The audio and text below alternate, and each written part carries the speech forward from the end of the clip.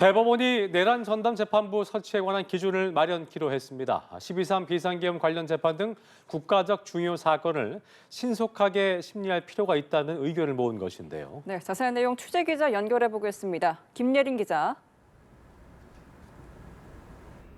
네, 대법원이 국가적 주요 사건에 대한 전담 재판부 설치 예규를 제정한다고 밝혔습니다. 오늘 열린 대법관 회의에서 나온 결정입니다. 앞서 전국 법원장 회의와 전국 법관대표 회의에서는 국회가 추진 중인 내란 전담재판부 법안에 대한 우려가 나오기도 했는데요.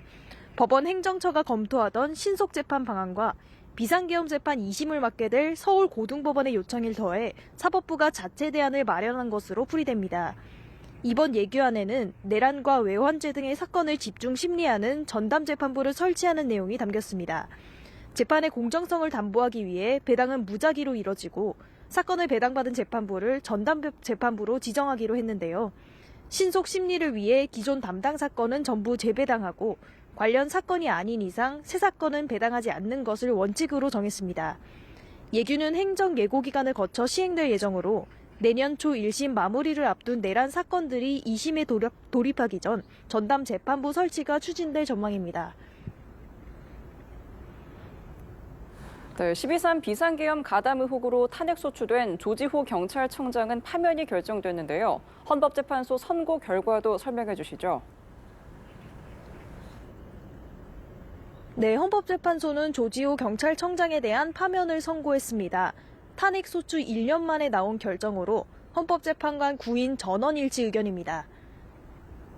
헌재는 조 청장이 계엄 당시 국회와 선관위의 경력을 배치해 국회의원의 계엄 해제 표결 권한과 선관위의 독립성을 침해했다고 판단했습니다. 조 청장이 안가 회동에서 계엄 선포의 위헌 위법성을 인식했을 거라 보고 윤 전 대통령에게 세 차례 항명했다는 주장도 받아들이지 않았습니다.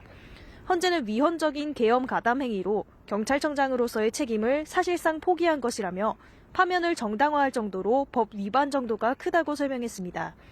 조 청장은 헌재 결정을 존중하며 경찰과 공직사회 모두 자신과 같은 사례가 반복되지 않기를 바랄 뿐이라는 입장을 남겼습니다.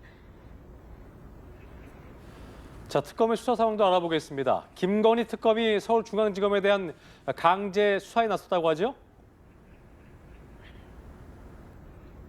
네, 특검은 김건희 씨 수사 무마 의혹과 관련해 서울중앙지검을 오늘 오전부터 압수수색하고 있습니다. 박성재 전 법무부 장관과 김주현 전 대통령실 민정수석, 심호정 전 검찰총장 등을 상대로 관련 자료를 확보했는데요. 이창수 전 서울중앙지검장과 당시 실무를 담당한 검사에게는 오는 22일 오전 10시까지 소환을 통보했습니다. 특검은 김건희 씨와 박성재 전 장관이 연락을 주고받은 뒤 서울중앙지검 수사 지휘 라인이 전면 교체됐다고 의심하고 김 씨가 압력을 가한 건 아닌지 들여다보고 있습니다. 지금까지 서울중앙지법에서 전해드렸습니다.